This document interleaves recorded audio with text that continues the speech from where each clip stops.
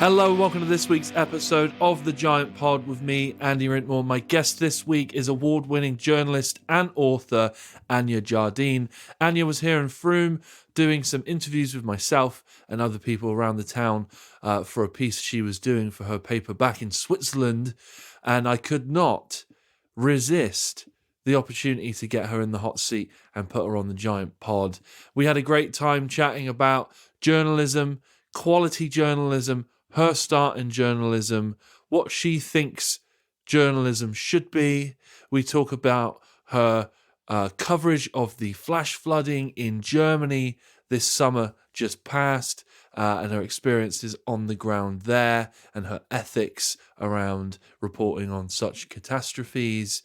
What else do we talk about? We talk about loads of stuff. We talk about climate change, her work on climate change. We talk about a story that she's been writing for 20 years about one sperm donor in America who now is responsible for, I think it's over 50 children. So we talk a little bit about that. We talk about loads of stuff. She asked me a few questions and it was great. Really great conversation. A big treat, really, to get her onto the podcast in person as she'd flown in from Zurich. And so this one's a bit of a special one, and I really do appreciate her time. And I think you guys are going to find her really interesting. I know I did. So I'm going to stop waffling, and we're going to start the podcast now. This is Anja Jardine. Enjoy.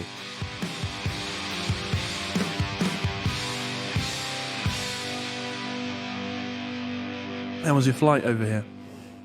Actually, quite nice, plane was not full. Yeah. I had booked quite early, so I had a seat right in the front. Yeah. And it was okay. It was quiet and nice.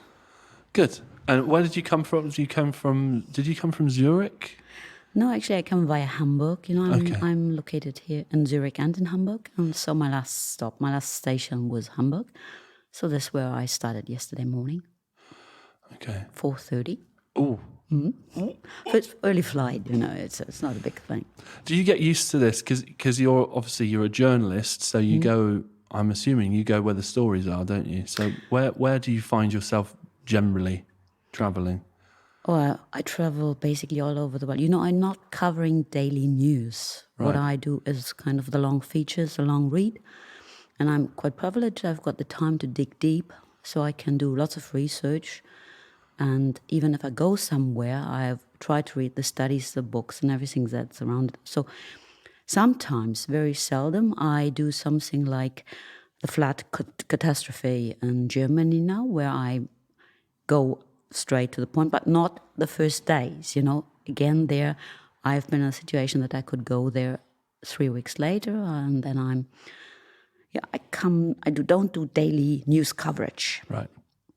So tell me about Germany. Because I was kind of keeping an eye on that story as it developed, because over here the mainstream media will talk about it for a day or two. Yes, of course. Because it's all shocking and look at all this and look at all this sort of destructive looking footage, and then they move on. Obviously, because it's not a story that's constantly developing with twists and turns and things like that. So I've got a few channels in my YouTube account that I'm subscribed to, which are sort of more European-based news and more independent-based news stuff. So I did see quite a bit of it where our press had lost interest in it. But what was it like firsthand being there for all that catastrophic flooding? It was a regional phenomenon, of course, and the words in German are Starkregen and Sturzflut. Actually, I don't know what they are. Strong rain would be the straight translation, and Sturzflut, floods, abrupt, sudden floods. Flash flooding. Flash flooding, okay, that makes sense. And they seem to be phenomena of the climate change, and they will turn up all over Europe and all over the world. So this time they have been close to rivers, but not close to those rivers who normally have floods at that time of the year. And they are unpredictable, these kind of strong rains, and they often go with these flash floods. And they caused in this area, in this valley, an unseen, unknown kind of destruction, You have to imagine last time there was a flood, because there is a river, they are used to some kind of floods in autumn, was 3.60 meters high. This time, within very few hours, it rised in some places to 9 meters. Right. 3.6, and the last flood, and it was called a century flood, once in 100 years. And 6 years later, it was up to 9 meters. And so 40,000 households were involved, and huge areas were destructed. And first time in Europe, and it's a cultural landscape, vineyards. Yeah. The Romans have settled there 2,000 years ago. It's really inhabited by human beings for quite a while. Right. And the first time there is the situation that we have to ask ourselves, can we live there as human beings? Or isn't that the first time that we as a species have lost some space, some terrain, because of climate change, And you think that is a direct result of climate change? Yes, it is, no doubt. Right. There is no doubt, that's man-made, in this extent, in this dimension. And now people know it's no point just to clean up and rebuild the buildings, because the next flood is going to come.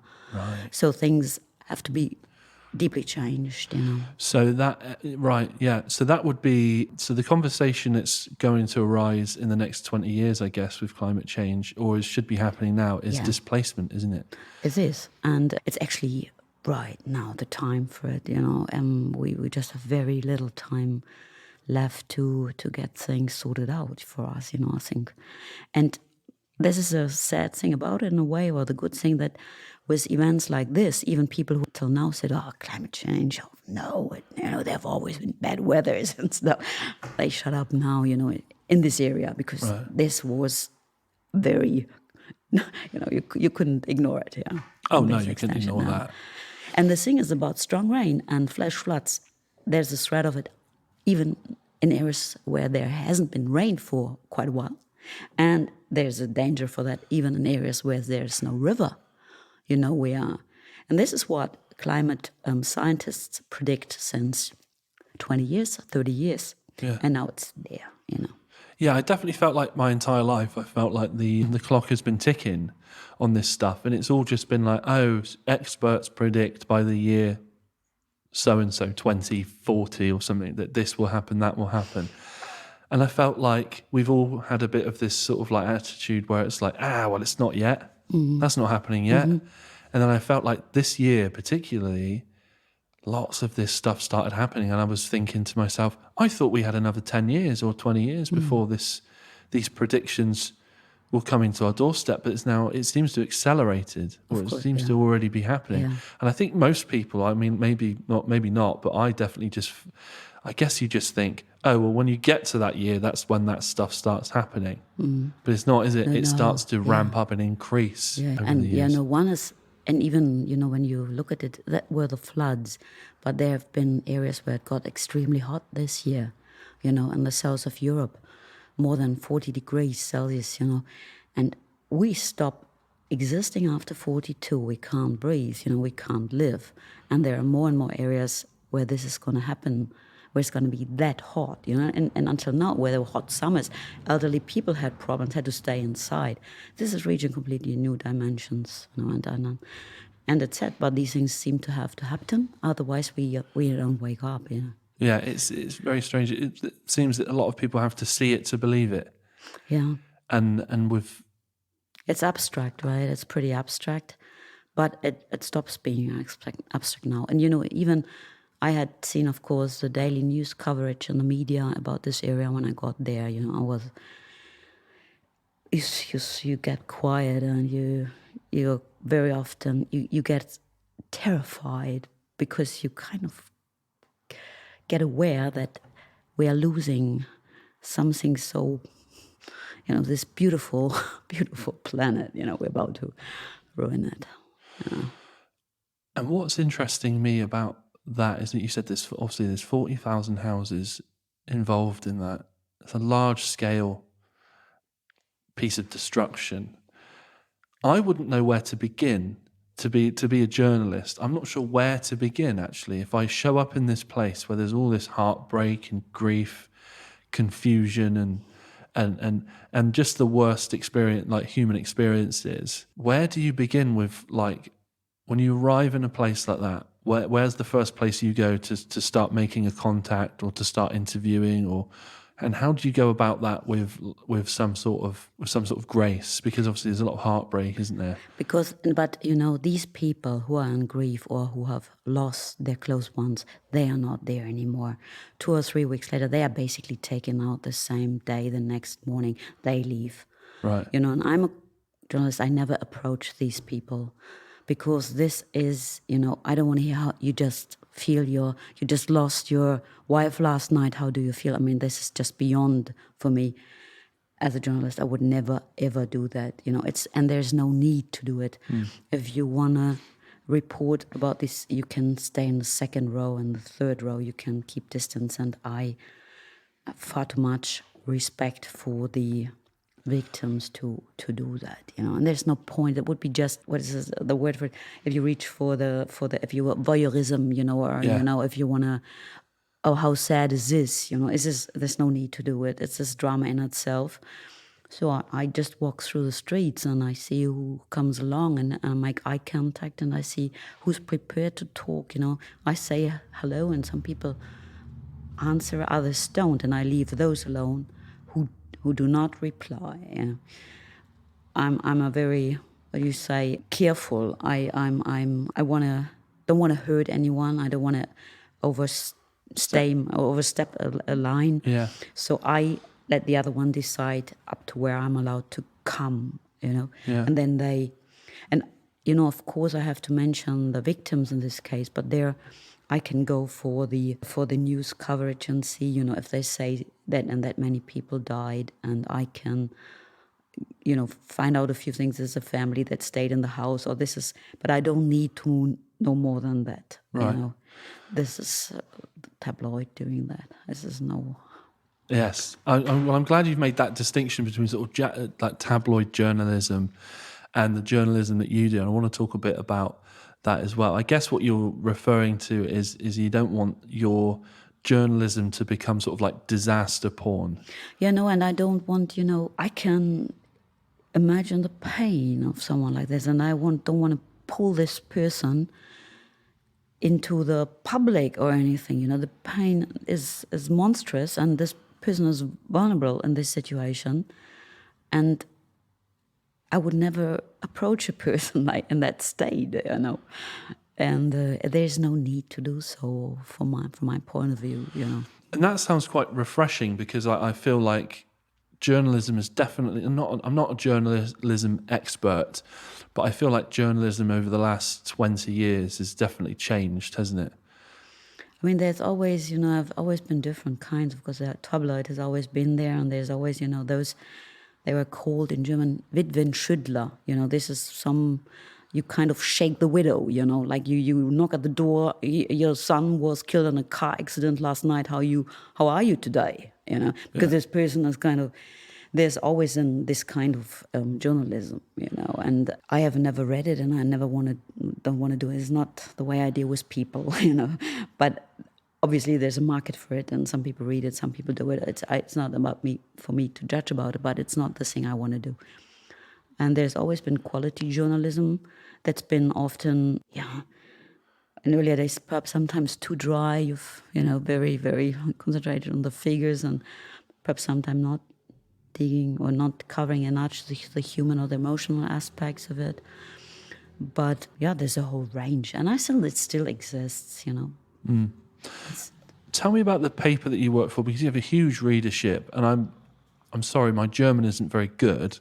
So but there is some. I was reading. I've been all over Germany with my band, and really loved all my time I've spent in Germany. Really lovely people and a beautiful country. And I tried my best with the language when I was there, and I just about got by with the basics. But I couldn't. I definitely could not hold a conversation with you in German. But tell me about the newspaper that you work for, and a little bit of the history, because we were talking yesterday when we met for coffee, and you were saying that the newspaper that you work for is 200 years old or something. Yeah, but it's a Swiss newspaper. Right. It's a Swiss daily newspaper. It's called Neue Zürcher Zeitung, and this is 230 years old. The German newspapers, most of them were founded after the Second World War, when we finally became a democracy. There is Die Zeit, the FAZ, Frankfurter Allgemeine Zeitung, Die Welt.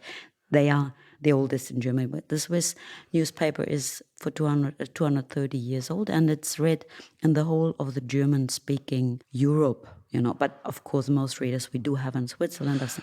That was the confusion because when we were talking originally, I knew it was a Swiss paper, but we were talking yesterday, and you said that all of German-speaking Europe will read it, and I thought, well, is it now? Does that mean it's a German paper now? Or? It's German written, and it's read where German is understood. You can in Austria, right? And there's a rising number of readers in Germany because we are as well trying hard to get them as readers because there are quite a few more than the Swiss read. But what is quite unique about the NZZ is that we do have lots of correspondence still, and this shows a focus on quality journalism because we have experts in the countries all over the world, while most other newspapers, quality newspapers, had to cut them down in the last years. Because, as you know, with print, we lost the ads and stuff, and it took a while to get payment for the internet content we deliver, and there was a loss of awareness that quality journalism costs money. You can't get it for free and now there's a paying wall coming up if you have read 3 articles in the New York Times or in the NZZ, and then you have to pay for it. And this is but the only way to rescue it. Right. And to you, what would you describe quality journalism as? If you had to, say I was about to go to university and study journalism and media, and my aspirations were to do the job that you do, what would you? And I came to you and I said, Anja, what is quality journalism? What sort of journalist do I have to be to work for the people that you work for? First of all, I would say don't study journalism or media or communication or anything like that. Right. Oh, okay. Because, I would suggest study chemistry, study history, study biology, get knowledge, deep knowledge, qualify in a specialty, because the world is very, very complicated. If you write about now the climate change, everyone writes about climate change, but to understand what's really going on, it's chemistry, it's physics, it's mathematics, it's geology. You need really qualified knowledge to dig into these fields to understand. This is the case as well in our economy department. The people have studied economy. Are they economists or lawyers? Or in our science department, they are biologists or a doctor, or they all have studied in a field that gives them knowledge about these fields and write about these fields. And then the journalism itself is a craft. You learn it by doing. You learn it in Germany you have apprenticeships, and there are schools, and these schools put you in the publishing house, in the editions. So you spend 3 months there, 3 months with a radio, 3 months with a newspaper, 3 months with television. And there you learn it by doing. Of course, it goes together with theory. You have to be able to know what's a comment and what's a feature and what's an interview and what's a report, because in one you can express an opinion, in the other you better don't if you take your craft serious. And the interviews, that's of course techniques behind it, but you learn it by doing it.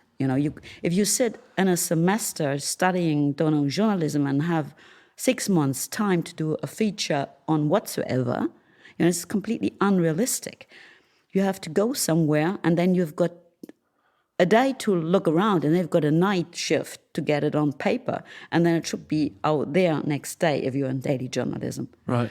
And so there are a few schools of journalism. They are strongly or tightly connected with the newspapers or with the media, and there you can learn it basically on the job. And this is the best way to do it.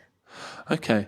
Yeah, I get what you're saying there, because a lot of journalism it's going to be through experience, isn't it? It's going to be people, skills, it's going to be intuition, it's going to be how perceptive you are. Yeah, and it's a craft, and you have to, it's a handwerk. And one criteria is often time pressure. You know, Right. for example, for this School of Journalism I visited, for the test there, we got a subject mentioned, something very simple, you know, it was like a new rule how to collect rubbish, you know, it had to be when you recycle it, it Yeah. had to be put in different bins and stuff. And so the industry had to pack things differently, and then you had to kind of tell the people how to deal with it in the future. And that was a new rule, and we were carried to a supermarket and confronted just with the new packs. And then it's such a dry, boring subject, you know, but people have to be informed about it. And we came back to the room where we checked. And then we had typewriters. And those days it was not computers, it was the old classical writing machines. What is the English word for it? Typewriter? Typewriter, yeah. With the ink ribbon? Yeah, exactly. And where you had...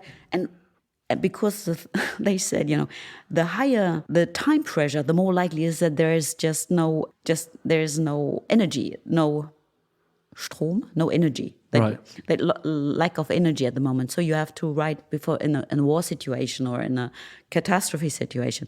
So we had to write in about 60 minutes. We had to write the article, and if you are not used to it, some letters were missing because your pressure on your hand used to an electrical typewriter would not work on that kind of thing.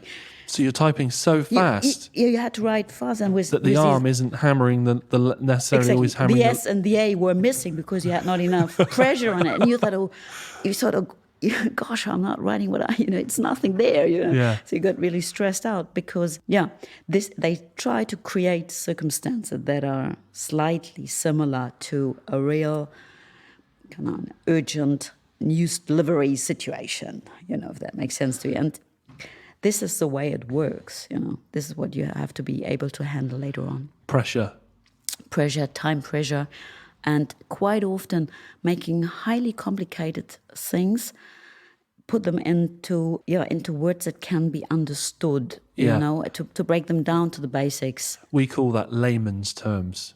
Layman's terms? Layman's terms. Yeah, so if you were to take a complicated subject and put it into a form or a format that can be so that the average person can understand or get a grasp of the subject, we would call that layman's terms. And I'm not 100% sure of the origin of it. I did know once and I've forgotten it, so I don't want to say it and get it wrong. But yeah, I know what you're saying. Yeah, you put it, you make it digestible to maybe not the lowest common denominator, but has a more mainstream. And to, with a new kind of rubbish recycling rule, you can say, okay, no matter what, sooner or later people are gonna, know how it functions. But if you report, for example, about the climate change, for example, or about globalized economy, or about what we are doing here this week, then things get far more complicated. And then break it down, because then it's easy if you can't transport it, if you can't be the media to make it understood, you don't reach people anymore for really important decisions, you know. This is why all the conspiracy theories come up these days, because some people don't quite get to understand what's going on, and because they are threatened and they attempted to believe easy solutions to a very complex threat. And so if someone comes up and said, it's all bullshit, there is no virus and it's just some governments who want to take our freedom away, then say, yeah, okay, that's easy, there's no virus. And then, this is a danger. I think I heard somewhere that in times where people feel a lack of control over their lives, in a broad stroke sense, in terms of the population, that is when conspiracy theories rise to their peak popularity for that era or decade or whatever. And I definitely feel that that's exactly the same with the pandemic, with COVID, is that there are so many conspiracy theories now that run wild all over the internet. And I think that this is a symptom of people having no control over their lives, or wanting to believe that the world is more fantastical and interesting and weird than it actually is, because the reality of the world is often boring or very depressing or bleak. And I do believe that a lot of people that really get into conspiracy theories and really believe them and believe in them probably have a lack of control over their own destiny or feel that the world that they were growing up in when they were younger was going to be far more interesting and fantastic than the world that they found themselves in. Yeah, and I think they sometimes really seek, easier solutions or explanations, in a world where suddenly presidents start talking in fake news, and lying, obviously. It's hard for many people to find the truth, among all this. What is the truth? And this is the thing with I know you said you're not on social media. I'm sure that you're well aware of how these things Of course. work. But social media, if you look up one article, its algorithms will actually then suggest you the opposite to that because what the algorithm wants is you to click on it and to engage with it. And so if you get the opposite of the thing that you believe in, it's going to have more interest to you because you're going to be like, what's this? Oh, this will be a load of rubbish. And you click on it and you read it. And for a lot of people who we use the word gullible over here, for a lot of people who will just, accept things as they see it, there's two conflicting sides to every story out there now because of the way these social media algorithms work. Is that you want to find out about one thing and that might be the truth, but then it will spit fake news at you or spit something else at you, and then by the end of it, you just kind of feel a bit like, well, I don't really know what is happening because you're being told every side of the story is the truth. I think it's the other way around, actually. I think that you do not get the other thing anymore, but because if you're for a right wing, if you think, the virus doesn't really exist, it's just the Chinese economy trying to suppress the European, and they have constructed the virus in the laboratory. If you're traveling in certain milieu in the social media, you get similar offers all the time, and suddenly you think, it's lots of people all over the world believing this. We are many, and I'm not alone. It's not my theory. Yeah. This is a well-known, well-accepted. This is known knowledge, and things you are supported in your own. Even prejudgments and it skewers your reality, doesn't it? Because I've had things in this country when we've had national elections, general elections for the Prime Minister, and I've been convinced before that Labour were going to win the election because my social media algorithm was only giving me things that I agreed with. Yeah, exactly. For that particular election, I wanted Labour. I got swept up in this thing and I thought this was the new change and the hope and the youth and everything like that. And all I could see all day for that day was people who were like me voting that way or trying to convince people to vote that way.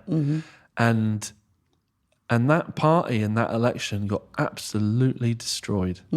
Just unbelievably historic defeat. Yeah. And I was left thinking I cannot trust social media because it will herd you off into these sections because they know that you're going to engage with these things that you're more sympathetic to, and that's good to keep you on their app.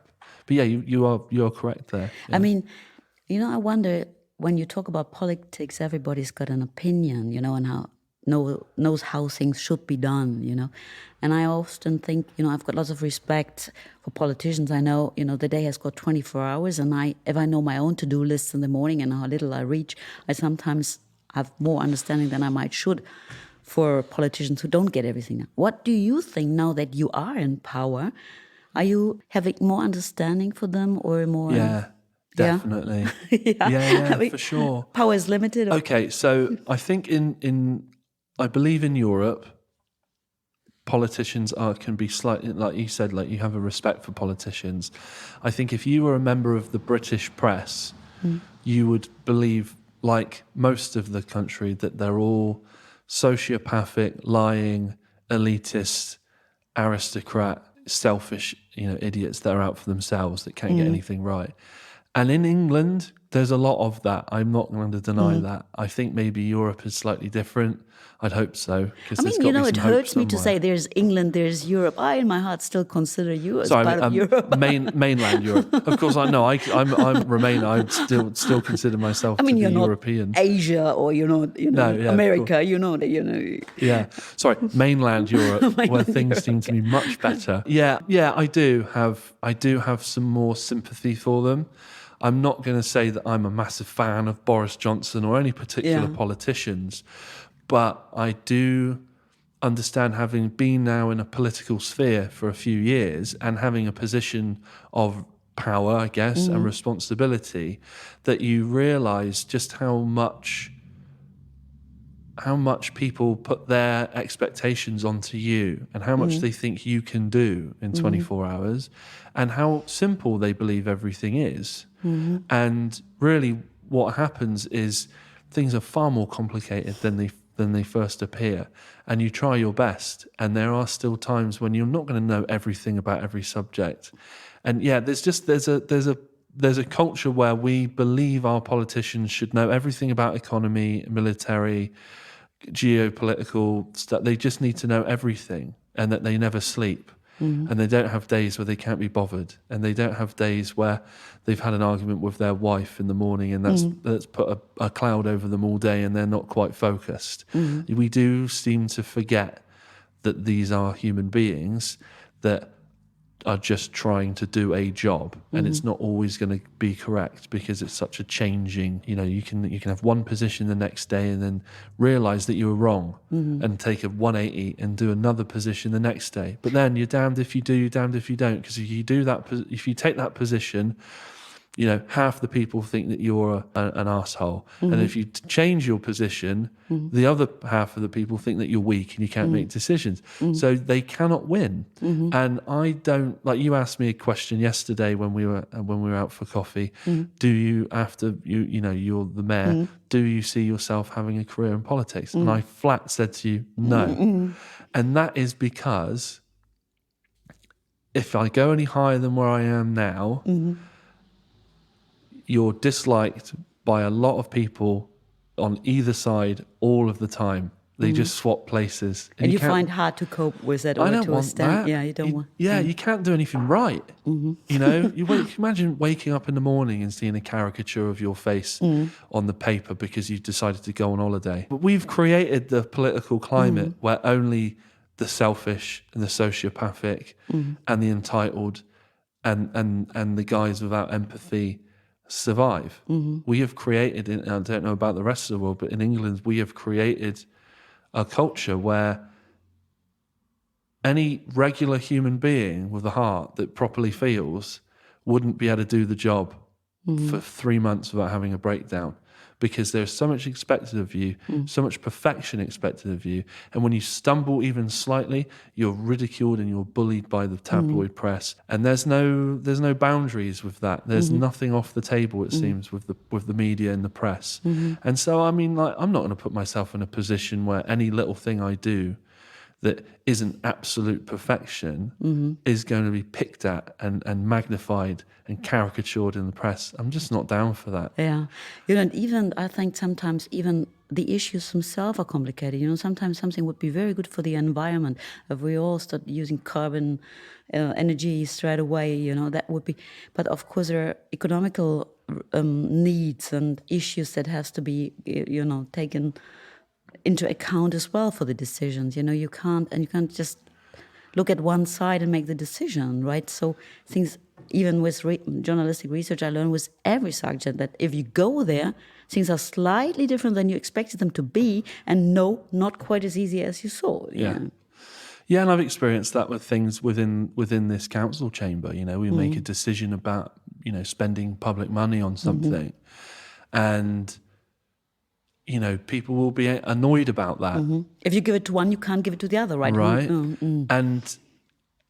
And you want, a lot of people, if you take the time to explain exactly the reason behind the decision, and usually there's other things, there's like 2 steps ahead that they don't know about, that you've decided on or whatever. There's a much bigger picture to everything that you do, and everything is considered. And there are still people I talk to that think that some members of the town council are only in it for like taking stuff under the table or something. And it's ridiculous because I don't even get paid. I don't get paid to be the mayor. I don't get paid to be a town councillor. I make no money from this at all. Yet there are people out there that will like put money on the fact that there would be town councillors that would be doing shady deals and things like that. There's just a great ignorance about politics on every level, and I don't know whose fault that is. Is it our fault? Is it our responsibility to tell everyone? I don't know what it is, but there's a lot of misinformation out there and expectation, and people just don't listen. It's sad because it's a danger for democracies, isn't it? Because you want the right people to engage, right, and to stand up for it and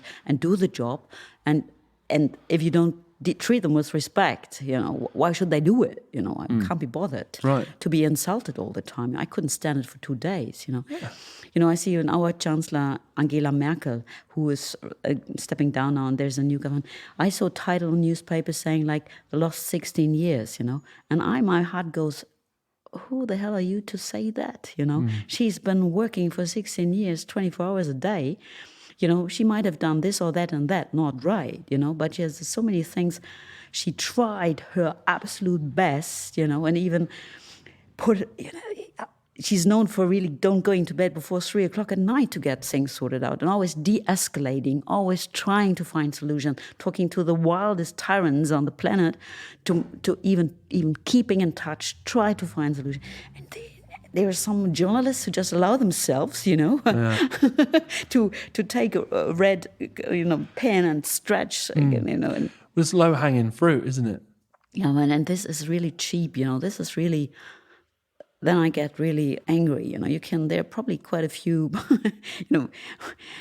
politicians in the world, who misuse their people, or who do things you can really judge hard on, like by Putin or whatever, who are really dictators and shoot their people who are have got an opposition or something. But you should be careful with these kind of, judgments. Yeah, it's difficult. And like to further answer your question, I do have a bit more sympathy, especially as you go up to levels of, higher levels, when often these people have to make a decision where the outcome sucks either way.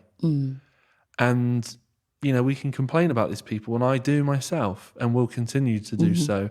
But sometimes there are moments when you think, well, you have to make this decision, and either outcome you won't like, others will not like, but a decision has to be made. And, like I said, people complain that politicians are a certain way or a particular stereotypical characteristics. But I don't know many people that could or want to make decisions about pulling out of Afghanistan, for example. Do you know what I mean? Who wants that on their doorstep? And so it's, I'm not making any comment on whether I agree or disagree with that, but it's so complicated, isn't it? It's so difficult to decide, right? And then basically now everyone knows how it should have been done, and say, why didn't you suggest for, before, Yeah. And I often feel like that as well, I say this to people like all the time, and sometimes people come over to me and everyone's an expert. Everyone knows how it should be done. Everyone's a backseat driver, and everyone knows exactly what you should have done, right? And so some of these people, I say, well, elections are coming up in a year or so. If I can do it, you can do it. Why don't you, when the time comes, run for election, and then you can do it? Oh, and then all the excuses come out. Oh, but I haven't got the time for that. I've got kids and stuff like that. And it's like, well, okay, on one hand, if I take the role as mayor, I do have to accept some criticism, and I do have to listen to differing opinions. And that's fine. That's part of democracy. And I think that's part of good leadership, to not always believe that you're right and the way that you've done it is right or whatever. But also there's a lot of unsolicited advice that comes your way, advice you haven't asked for. And another thing is that lots of people have really great ideas, but they want you to do all the work. And so often what I do is I'll say, that's really great. Send me an email with that idea. And they never do. So if they can't even do that, then why am I listening further? Yeah. I mean, what were, there was in the 80s, there was a singer in Germany, Rio Reiser, Right. who had got this song there. If I was the king of Germany, I would. You know? Are there things you're a musician, you had in your mind before you started here that what you would love to do once you were in charge? I just thought that I would be in a position where you could, and it sounds really cheesy, but you could just do a lot of good and just use common sense and just make things happen, which is really great.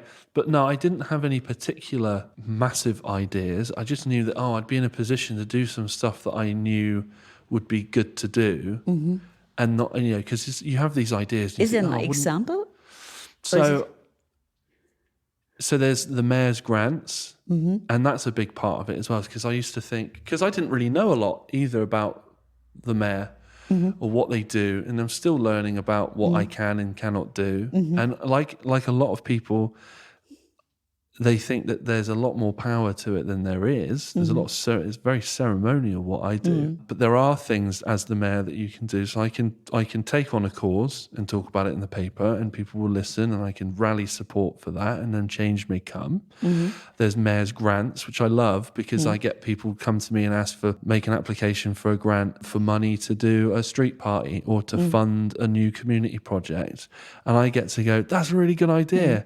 Yes, have the money, and then that feels great. And that's basically a lot of what I was thinking is like, well, if you're in a position where you can say yes to things, or you can approach people and say, hey, I can help with this, then that's great. And then you can do it, because we all have ideas about, well, if I had X amount of money to give away a year and to do these things to the community, I do this, that, and that. And then you go, well, you could if you take the position, right? Yeah. But do you sometimes refuse? If someone says, no, I've got an idea, I think it through, it doesn't make sense. It's just, would be just... I've never refused a mayor's grant, and that is because they are fielded. So they are looked at by others before I look at them. Right. But this is like someone tastes the food before you eat it, and so you can't. Well, basically, what will happen is that a grant application has to meet certain requirements, has to be done in a certain way, and has to tick certain boxes. Okay. And then once it qualifies, I then will read the things, and then I will say yes. How big is the grant? I can give £300 a time. That's the maximum, but I can do that twice a year for people. So I've had people where I say to them, this is really great. I've got a mayor's grant. Please put an application in, and I want to give you money, twice a year. Like, it's basically saying to them, like, do this grant. It doesn't take very long at all. And then when it comes into my inbox, I'm going to say yes to it. Okay. I want to give you £600 this year for nothing, because I love what you do. And so that's a great part of the thing. And just, it's just about being able to network people as well. Like, I've had some really strange things where people have come to me and said, my daughter needs to do work experience. My what? My daughter needs to do work experience. Yeah. They've said to me, this is something I've dealt with this week. And in the field of music, can you help? I go, okay, cool. And I just message someone and say, hey, this is the thing. And they go, all right, I'm going to speak to my guy and I'll get back to you. So I can do things like that. And that's part of the thing, is having those networks available to you. When you have the change, you have slightly a bit more what we call clout, which is a bit more influence. And so, I find that people like to do things when the mayor asks, as long as you ask politely and you're nice. So you like to be nice, right? I like to be nice. I like to do things that, like, I'm in a position now to do things that before I would have thought, wouldn't it be great to do that? So perhaps your next job is going to be Santa Claus or something. Actually, after the mayor. Actually, there's a float that goes around this town in December, and it's like a carnival float. So it's a carnival float, and it goes around, and it's got a Santa on it, and Christmas music blares out, and all the kids come out of their house, and they come and see Santa going round the streets on his float, and people walk beside it with buckets for charity, and people collect money. And I've said to them, this year I will do a shift as Santa. So it's very interesting that you bring that up. Yeah, I think you qualify, even from your stature. You're kind of the perfect. A 6'9" Santa Claus. I'm not getting down any chimneys. I'm far too big. But I would need some extra reindeer probably as well to carry me. But yeah, so how did you get your start in journalism? At what point where was the moment you went, you know what, I want to be a journalist, and I want to be a quality journalist as well, not some sort of cheap, easy stories. Where does that drive come from for like seeking the truth, I guess? I think that was quite early, but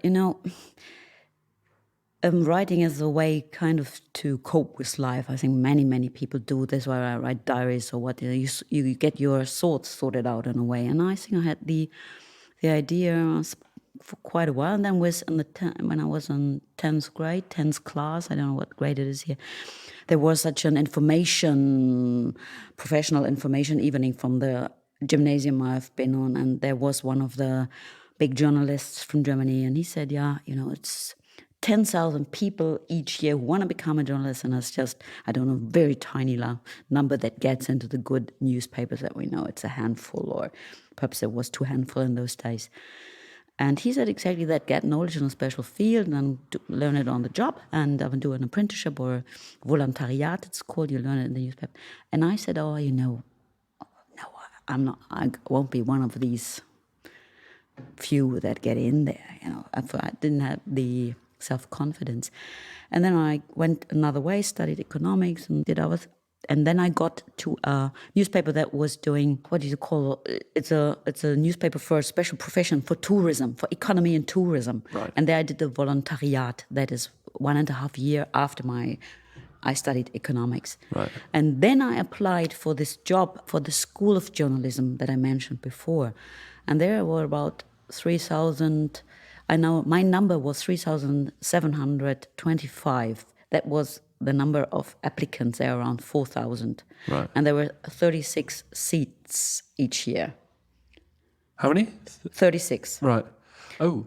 Yeah, and it was at first you had to write 2 pieces, and out of these 2 pieces that were given to 12 persons who've chosen the best ones, 100 were invited, and out of these 100, for 2 days, they were checked in different things, and out of these 136 were chosen. So it's like the SAS, like Special Forces selection process. It was actually in those days. I think it's still similar. I don't know if it's quite still the same, but and then, when you get in there, you feel like you have got, you won a lottery or something. You are kind of the chosen one, It's kind of without fully understanding how that could have happened, And then once you were in there, you had already the apprenticeship, the practical phases. They were in the good newspapers. Right. And from then on, things fell into place for me. It seemed to be the right thing. I seemed to have what it was needed, and like the others in my class and stuff. So then you were on the track, kind of thing. That's amazing. Can you remember what subjects you were talking about, that got you through the selection process? The heat is on with that, isn't it? Yeah, the heat was on. But what I learned in those days, actually, or what I always try to do, you have to be just really yourself. I mean, at the beginning, it's right. I wrote 2 pieces. One was a comment. I still remember, I was not 23 or something. The subject was, should managers earn this and that, a lot of money, like, I don't know how it was put exactly, but I did not. I had to write a comment on that. And the other one was about local policy, actually. And I remember that I checked in what my villages was something political going on, And then I went to a primary school where was a community meeting. Right. And I saw all these parents, these local politicians sitting in the school classes, and they had the paintings of the children in the back where they had painted their parents and completely different. And I got a feeling how politics in such a village functions. And I wrote a feature, a reportage, we say, on that. And I think you have to have a sense of what's going on, inside of. So this is how I got chosen among the 100. And then we had, there are lots of tests like multiple choice about knowledge, European knowledge and stuff. And then the last part is you had a conversation with 12 leading journalists of Germany, and television, newspaper, radio, I know the names, but I wouldn't have a clue who is who exactly, And they interview, the first time you get a face and a name and a little bit of a vita. I mean, it's short when you are 23, Right. what you've done. And they ask you questions out of different corners, and you reply to it. And then after that, they make the final decision. And it's pretty, it's unique because once you're in, you get an envelope that's a DIN A4, what you call the big page format. Like a diploma? No, just the size of the envelope is when it's one A4? A4. Right. And if you are refused, if you don't get in, it's this tiny little envelope. And if you're on the waiting list, it's a half size. Even smaller still. So in about a week you get an envelope, and if it's a big one, it won't fit into the mailbox.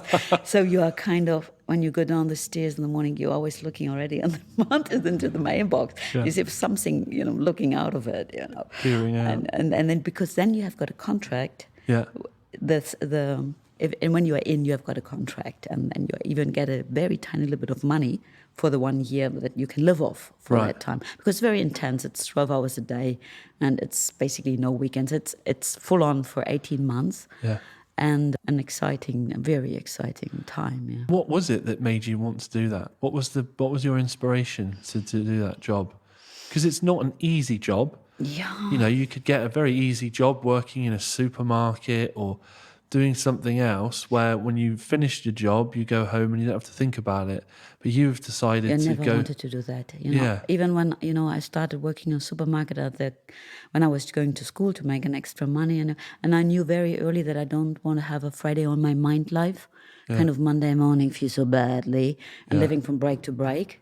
Yeah. I thought there's too many Mondays in my life, and I want to do something I like to do. Yeah.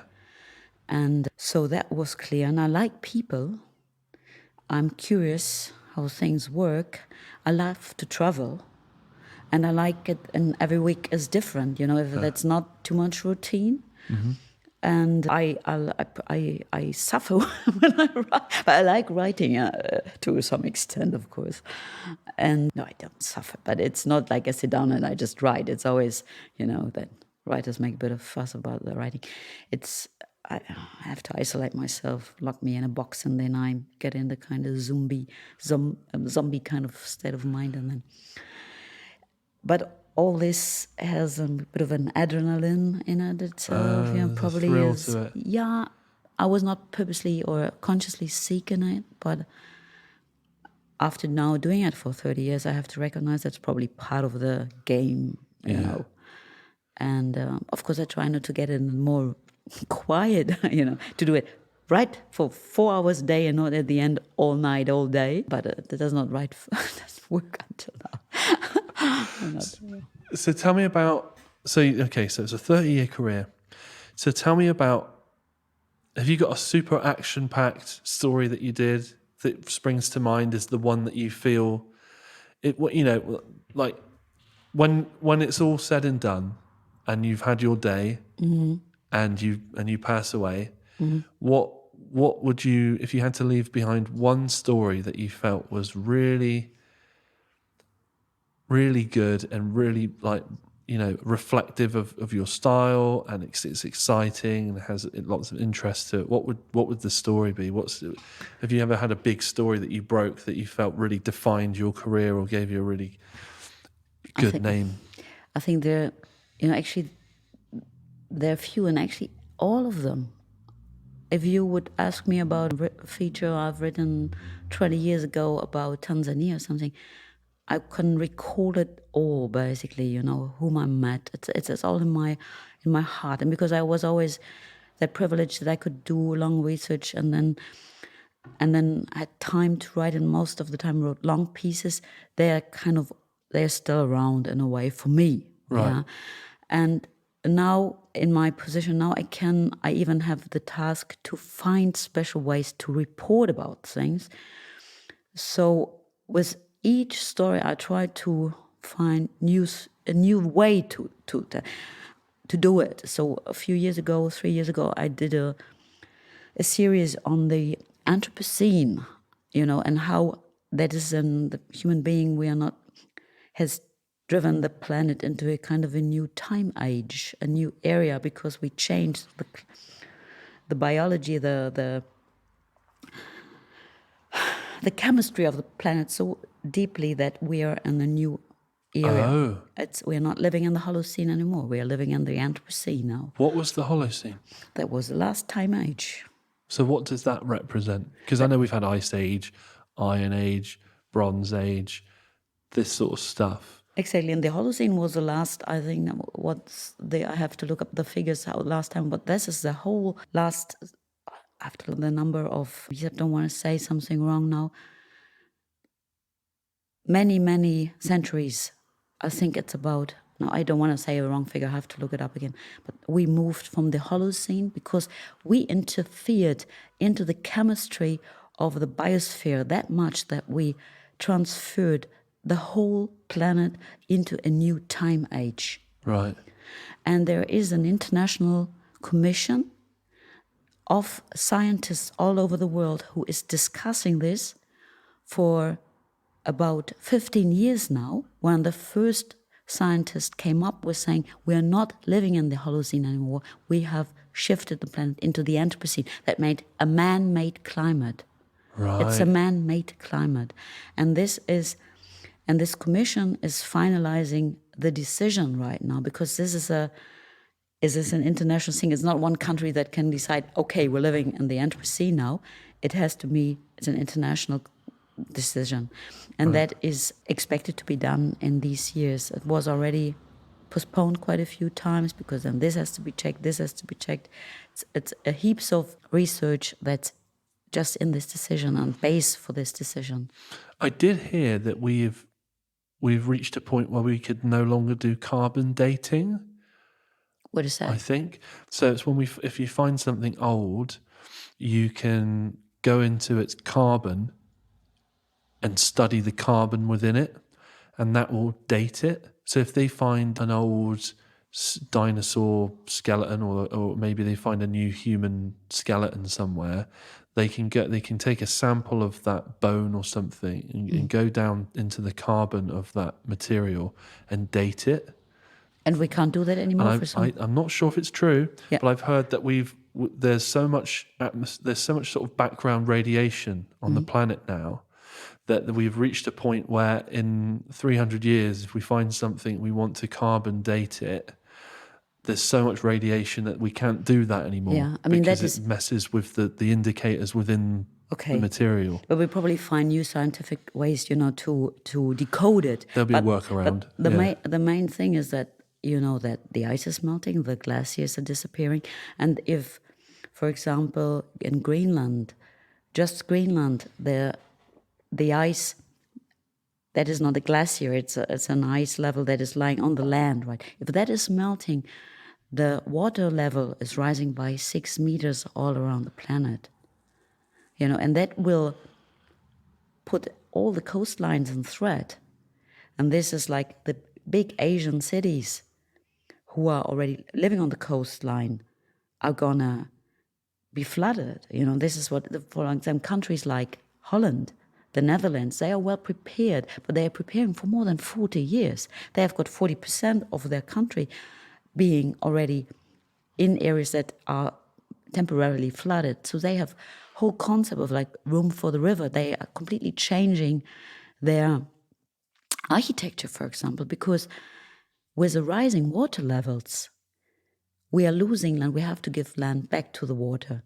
And what happens now with a flood by strong rain and flash floods is just in the country, but all the coastlines are in danger. And you've probably heard about many, countries who are already, are in danger to disappear completely because of that. So with the warming of the temperature of the climate, with the changing of the water levels, there is a complete, and the whole structures, the whole mechanisms of climate, how climate is made, is disrupted and will lead to completely new climates. Not just the warming, and that's I like the English vocabulary. The swap is too immediately for me now to remember the words in German, in English. But I can give you the articles about the Anthropocene, and I mean, you will find it all over here probably as well. Yeah.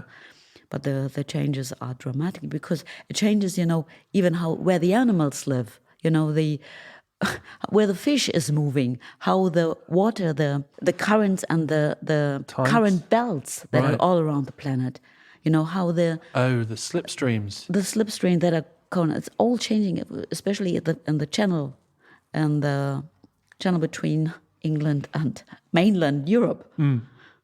What's the word? It's with Guernsey, Jersey, this is very an important area for the climate change. Right. And there, all the currencies are changing. And the belt, who is connecting all the currencies all over the planet, is dramatically changing. It's changing the climates on all the continents. Yeah, I have heard that that stretch of water that we're talking about. I'm sure that there's a name for it, and we. I can give it you. Yeah. Once, as soon as I'm back in my room, because once when I've interviewed all the scientists, of course, that was in English. Then I've transferred it into German. And Gulf right Stream, now, isn't it? The Gulf Stream. The Gulf Stream. The Gulf Stream.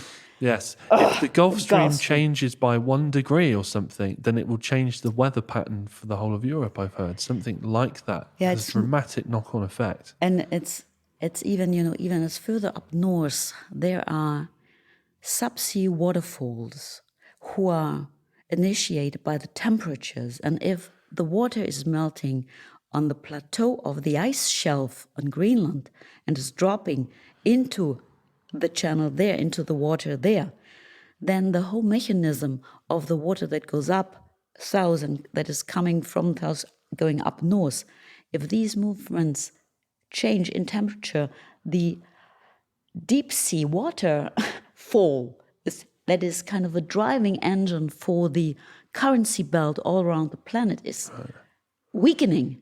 Right. Then So it's like the cog that keeps the belt spinning. It's a temperatures who keep these things going. It's a really rough and slightly stupid kind of summary of these effects now, but all this is changing. And with the temperature, the fish that could be caught in Iceland a few years ago is now going up north. And the fishermen all over are pressing, whose fish is it if the fish moves north? Is it still our fish, or is the fish now owned by the new coastline? Right. This is a huge And diets subject. change as well then. That forces a dietary change on the people that live there as well as economic. It's all connected, and this is the weird things. People, you think, it's the sad thing is that the poorest countries will suffer first, like Africa and the coastlines, these mega cities that are on the Asian coastline, who are flooded already these years and who are living kind of in slums. They have no protections. Like the Netherlands, who are building the city now, like on projects like Room for the River, who have new architecture there, houses and parking lots and everything can be flooded because it's on high legs and stuff. What do you call houses that are on? Oh, yeah, they're on like stalks. I know what you mean. They're on stilts. Yeah. Yeah. And that can be flooded, because they are high up. Yeah. But these mega cities where the poor people live right at the coastline, they don't have anything like this. And in Thailand and all over the Asian new mega cities, it's going to be a huge problem. And we talk about immigration and refugees and things like that is a real thing that for some it's seen as a huge problem all over Europe. For others who welcome refugees and are a little bit more liberal with these subjects, it's not such a big deal what we're going through at the moment. But there's going to be a lot more refugees from climate change. Far more. So what we're discussing at the moment with people coming over from Afghanistan and Syria and stuff like that, big humanitarian crises. Don't get me wrong, I'm not downplaying their importance. It's tragic, but that is going to in comparison to where we're going, that's going to be very small numbers, isn't it? Absolutely, and it's going to be mass. Probably first they're going to go, just inside, going kind of from the coastline into the country, but they don't find any way to feed themselves there. And, there's areas that are you can't live anymore already today in Africa. And then, you now see the melting permafrost level ground in Russia and Siberia.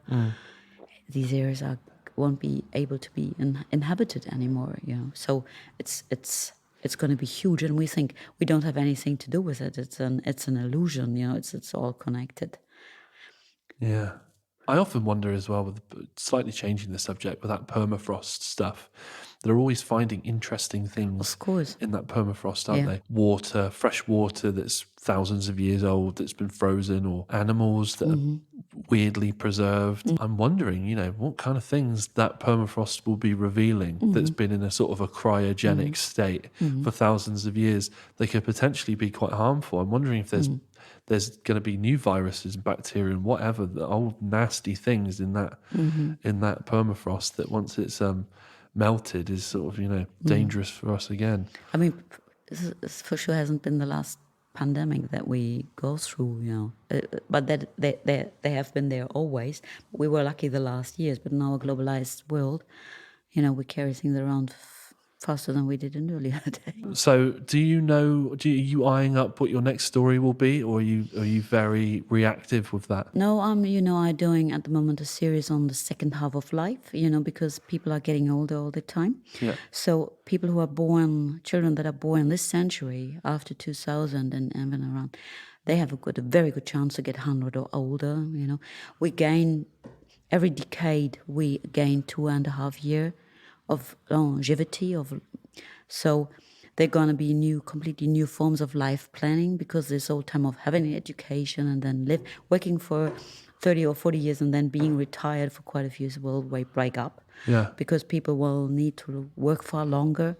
So in future, people are going to have probably more getting an education, working for some time, dropping out again, having a new education, continue for another 20 years. These things are going to completely change, because we can't afford people retiring with 60-something and then being in pension for another 30 years, doing nothing. No system will be able to afford it, to pay for it. And the people won't have the interest, because you're in a different physical state. It becomes relative, doesn't it? Yeah, and you're far fitter today with 65 than you have been when these rent systems have been invented, right? And people want to continue working often, So I do a series on the second half of life, just doing research about, or writing about research on longevity. That is having a hype all over the place, because 70% of the diseases are chronic, and of course, if people starting taking drugs against blood pressure was 40, and having overweight and all these problems for many, many years, they get sick early, and that's going to be stress on the health system and stuff. So how do you get old well? That's a subject I'm dealing with, and that's a series in many, many parts. And, are people getting wise with age? Is a president who is 80-something a better president than someone who is 60-something or 30-something? There's a subject I'm dealing with at the moment. But apart from that, in between, I do other pieces that are on, like the flood, actual pieces that are just happening, and I do something about it. So it's both. It's long planning, and as you asked me before about pieces I've done, I've, for example, covered a family of a mother who had children with a donor, a single mother by choice, living in Manhattan. Yeah. Who desperately wanted to have a child. So she joined a club calling Single Mothers by Choice to have a baby with a donation.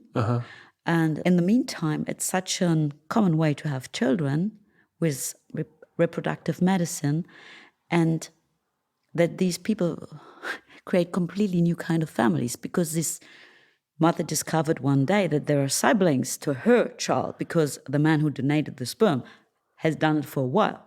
So in the meantime, they are more than 50 siblings. Oh, wow. All over the world. And they're finding each other. They just register on websites, donorsibling.com, and they find each other. So I have written about this surprisingly growing family for 20 years. Wow. And right at the end, I've found the donor. You found the man? I found the man. Because, what a stud. He was a yes donor, so he had given permission for the children to contact him once they're 18. Right. And then because, he made a bit of money with it as a young student with his donations and tried to forget about it when he got married and had 3 kids on his own. And now the first one turned 18 and they could contact him. Right. So, and I could have contacted him earlier because I knew who he was, but I did not because I do not interfere in these things. I don't want to. But when the first one got 18, I contacted him myself and we met in Miami. So he learned from me how many kids he had, Wow. Was he shocked? He was. He needed a whiskey, and so did I. It was. And how did he feel about that? Because like you said, he was a student. He was making some money. He's probably he'd come in this jar, and he's probably forgot about it, hasn't he? Not really. He did not really forget about it. He knew, and his wife knew he was a donor. So it wasn't like, honey, I've got 50 kids. I'm really. It is like, honey, I've got 50 kids. And how did she take that? She said, okay, you did that, but I don't want to know anymore. And then they have not, of course, spoken about it for quite a while. Right. And now I think, until now, he said, I wanted to help. What's wrong about it? I wanted to help others, had problem to have children. I love children. So, it's like blood donation. I'm just giving something to help others to be happy, Yeah. And now he realized that he had, his wife was not his concern. I think it's his own 3 children. He had to say there's another lot. There's quite a few, and they're actually their sibling as well, right? Yeah. And after that, I did not contact him again because I felt I don't want to interfere in this story. Yeah, it was a bit of a. Well, he's going to be okay if he ever needs a kidney, isn't he? He'll be fine. But actually, there were quite a few medical issues in the whole thing, and so he asked me a lot about his kids because I knew them, for many years now, and so he wondered whether some of these medical issues followed into them. He wanted, of course, to know as well who are, and suddenly he realized, okay, they are, and I could tell that they look alike, and now I met him, I could tell that they look a bit like him, you know. So, he could not, probably once he meets them, can't, and some of them were desperate to meet him, waiting for a long time, So he suddenly realized he won't get away without any emotional involvement, of course, if he... Right. So that was one of the stories, by the way, that I carried along for a long time. That's amazing. Yeah. That's amazing. I'm conscious of time. Thank you very much for. I hope you can make something out of it.